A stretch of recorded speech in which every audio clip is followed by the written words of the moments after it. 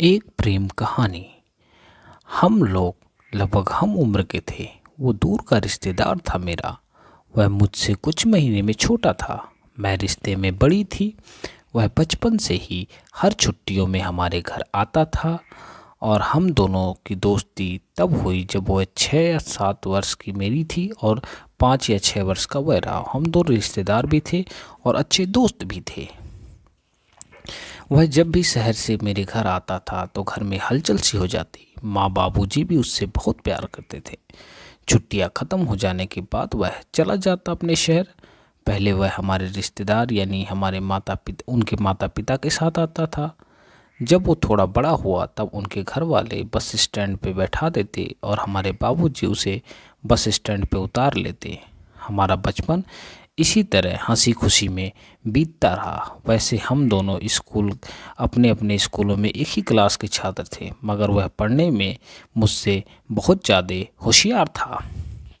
बहुत ही ज़्यादा वह पढ़ने में चालाक था। अगले वर्ष हमारी बोर्ड की परीक्षा थी। मैं अपने शहर में तैयारी कर रहे थे। परीक्षा से पहले छुट्टी में वह फिर हमारे घर आया। चूँकि वह पढ़ने में होशियार था, इसलिए मैं कई विषयों में उससे सहायता लेने लगी। माँ भी उससे कहती कि मुझे परीक्षा की तैयारी करवाने में मदद करे। हम छत पर घंटों बैठकर पढ़ाई करते। वह किसी विषय में इतने अच्छे तरीके से बताता था कि समझने में कोई कठिनाई नहीं होती थी। इस बार हम कई दिनों तक करीब करीब साथ रहे। पहले की तरह रहते हुए जितना समय हम होते उतना समय साथ में गुजारते, उससे ज़्यादा हम साथ में भी रहते थे। हमेशा कई बार साथ में भी रहे। साथ साथ में बहुत सारा समय गुजारा एक साथ। कुछ दिनों बाद छुट्टी ख़त्म होने पर वह वापस चला गया। उसके जाने के बाद मुझे कमी महसूस होने लगी। मेरी इस हालत को माँ ने पहचान लिया, मगर मैं अपने अंदर के इस बदलाव से अनजान थी। जाते हुए उसने कहा था कि परीक्षा ख़त्म होते ही फिर आएगा। मुझे पास होने से ज़्यादा परीक्षा ख़त्म होने का इंतज़ार होने लगा। उसे आना जो था। परीक्षा ख़त्म होते ही मैं बेसब्री से उसकी प्रतीक्षा करने लगी। उस समय संचार का जरिया सिर्फ डाकखाना था। एक दिन उसकी चिट्ठी मेरे बाबूजी के नाम से है। उसमें आने की तारीख लिखी थी कि कब वह वापस आएगा। मुझे यह समझते देर ना लगी कि चिट्ठी तो बाबूजी के नाम से थी, मगर संदेशा मेरे लिए था। उसके बाद मेरी बेचैनी और बढ़ गई थी। दिन था गुजरता ही नहीं था। उसके आने के दिन को मन ही मन गिनने लगी। मेरे छत से हाईवे दिखता था जहाँ पे बस उतरता था। उसके आने के 3-4 दिन पहले ही मैं छत पर जाकर हाईवे देखती थी। बार बार मेरा छत पे जाना, दिन भर खोई खोई रहना, खाने पीने की सुध न रहना, यह सब माँ ने गौर कर लिया। उसकी पैनी और अनुभवी नज़र ने सब कुछ जान लिया। आखिर में आने वाले दिन आ गया और दोपहर आने वाली ही थी। अचानक माँ ने मुझे कमरे में ले जाकर दरवाज़ा बंद कर समझाने लगी। वह समझ गई थी कि मेरे दिल में क्या चल रहा है। उन्होंने मुझे प्यार से समझाया और कहा, तुम्हारा रिश्ता मर्यादाओं से जुड़ा है। अगर तुम दिल से बचपने के कारण ऐसा कुछ किया तो दिल से निकाल दे। इस बार उसके आने पर दूरी बना के रखना। इसी में हम सबकी इज्जत है, अन्यथा बहुत बदनामी होगी। माँ की इस हिदायत से मैं बहुत बेचैन हो गई। मैं शर्मिंदा थी, मगर उससे भी ज़्यादा परेशान थी कि उसके आने के बाद दूर रह पाना मेरी बस का नहीं है। फिर भी माँ को शक होना मेरे लिए बहुत ही बुरा चीज़ था। मैं परेशान हो गई। करूँ तो अब करूँ क्या? उससे दूर कैसे रह पाऊँगी? उसके आने की घड़ी आ गई। बाबूजी उसे स्टैंड से लेकर आए। वह बरामदे में बैठा बाबूजी से बातें कर रहा था। मैं दूसरे कमरे से तड़प रही थी।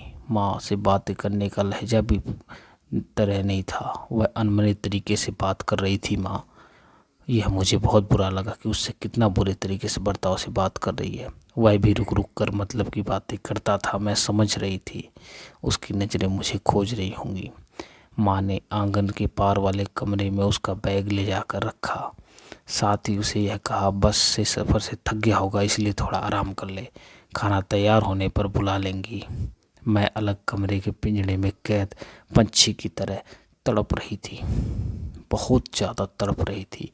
करूं तो करूं क्या? इतनी तड़प कभी नहीं थी मेरे दिल में। दोपहर के समय जब वह बरामदे में खाने के लिए आया, उस वक्त मैं स्नान घर में थी। वैसे तो मेरा नहाना हो गया था, मगर मैं बाथरूम से जानबूझकर निकल ही नहीं रही थी, क्योंकि दरवाजे के छेद से मैं उसे साफ साफ देख पा रही थी। उसे नहीं मालूम था कि बाथरूम के दरवाजे में छेद है। मैं उसे जी भर के देख रही हूँ। माँ रसोई में खाना परोस रही थी, इसलिए वह ढूंढने का कोई मौका नहीं छोड़ रहा था। मुझसे रहा नहीं गया। मैं बाथरूम से निकलकर सीधा उसके सामने जा खड़ी हो गई। वह हक्का बक्का सा देखकर मुझे देखता रहा, और मैं उसे स्नान के कारण मेरे बाल भीगे थे, बाल से पानी टपक रही थी। हम दोनों ख्याल ही नहीं आया कि माँ थाली लेकर आ गई। माँ ने गले से आवाज़ निकली तब हमें सुधाया। मैंने अनमने तरीके से वहाँ से हटकर कमरे में चली गई। उसके आए 2 दिन हो गए थे। इन 2 दिनों में सिर्फ एक बार ही कुछ पल देख पाई थी। दिन रात माँ की निगाहें हमारी पीछा करती। मैं कमरे में बेचैन रही। मुझे मालूम था उसकी भी हालत मेरी जैसी ही है। तीसरे दिन मुझे नौकर से मालूम हुआ माँ पड़ोस में किसी काम से गई है। मेरे लिए यह मौका बहुत ही कीमती था। मैं लगभग भागती हुई उसके कमरे में गई। वह नहीं था। मुझे समझते देर न लगी कि वह कहाँ होगा। मैं दौड़ती हुई सीढ़ियों से चढ़कर छत पर पहुंच गई और उसे खोजने लगी कि वह कहाँ है। वह उदास मन से छत के उसी कोने पे चुपचाप बैठा था। मेरे पायलों की खनक सुनकर वह मेरी ओर मुड़ा। उसकी आंखें देखकर उसके गम का अंदाजा लगा सकती थी। जी चाहता था एक बार उसके सीने से लिपट कर रो लूं, मगर डर था ऐसा ना कर पाई। बहुत देर तक अपने अपने दुख बयां करते रहे। उसने अपने दिल का दर्द मेरे सामने खोल कर रख दिया। मैंने भी उसे कुछ नहीं छुपाया। हम कब एक दूसरे के हाथ थामे रहे हमें पता ना चला। बातों बातों में हमने यह तक कह डाला, अगर हम मिल नहीं सकते तो मर तो सकते हैं ना। मगर हम जानते थे कि ऐसा करना आसान है, क्योंकि उसके बाद उसके माता पिता की जिल्लत और हमारी आत्मा चैन नहीं लेने देगी। हमारे माता पिता की काफ़ी बदनामी होगी, वो जी नहीं पाएंगे। उसने मेरे आंसू पोंछे। और अपने पॉकेट से एक कंगन निकालकर मुझे दिखाते हुए कहा, यह मैंने तुम्हारे लिए खरीदा है। सोचा था तुम्हें अपनी निशानी पहनाऊंगा। मैंने अपनी कलाई उसकी तरफ बढ़ाई थी का नीचे माँ की आने की आवाज़ आई। वह कलाई पे चूड़ी नहीं पहना पाया। वह हमारी आखिरी मुलाकात थी। मैं रात भर बिछावन पर करवटें बदलती रही। सुबह जल्दी उठकर उसके कमरे में झांक कर देखा तो वह वहाँ नहीं था। उसकी बैग भी अपनी जगह नहीं थी। मेरा दिल जोर से धड़क उठा। मैंने एक नौकर से पूछा तो उसने बताया रात को मेरी माँ से बहुत देर तक उसकी माँ की बातें होती रहीं, और सुबह सूर्योदय से पूर्व पहली बस से वह अपने शहर लौट गया।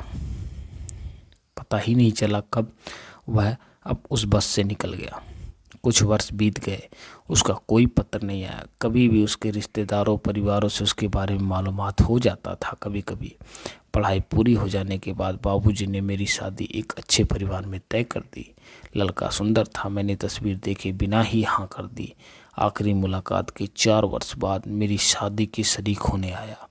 मैं रस्मों में व्यस्त थी। कुछ लोगों आपसी बातचीत मालूम हुआ कि वह आया हुआ है।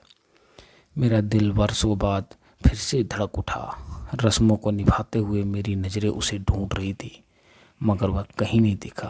हालांकि कुछ वर्षों से मेरे जज्बात बदल गए थे। शायद यह मेरी बहुत ही ज़्यादा मजबूरी थी कि मैं करूँ तो करूँ क्या।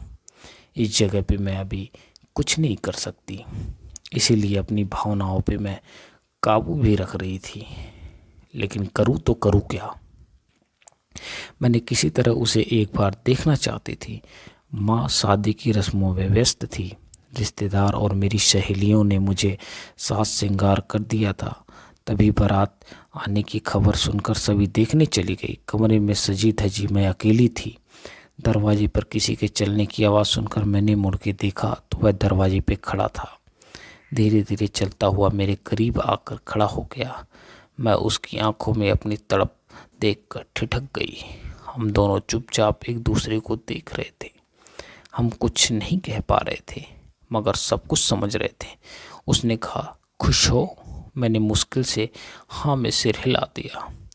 उसकी आंखों में आंसू भरे थे, लेकिन करे तो करे क्या। उसने अपनी पॉकेट से वह कंगन निकाला जो आखिरी मुलाकात में मुझे पहना नहीं सका था। उसने जल्दी से कंगन मेरे हाथ में पहना और जल्दी जल्दी कमरे से बाहर निकल गया। अगली सुबह मेरी विदाई की तैयारी हो रही थी। बाहर गाड़ी तैयार खड़ी थी। माँ, बाबूजी, रिश्तेदार सभी रो रहे थे। विदाई के लिए घर से गाड़ी जाने के लिए मेरी नज़रें ढूंढ रही थी, मगर वह भीड़ में नहीं था। गाड़ी में बैठने के बाद नज़र उठाकर छत की तरफ देखा तो वह छत पर खड़ा था, रो रहा था। और गाड़ी वहाँ से एक झटके में निकल गई और वह टाटा करते हुए वहीं पर बैठा रहा। कई वर्ष हो गए। उसके बाद मैंने कभी जानकारी लेने की कोशिश नहीं की। हाँ, कभी कभी उसकी याद ज़रूर आ जाती है। क्या कर सकते हैं।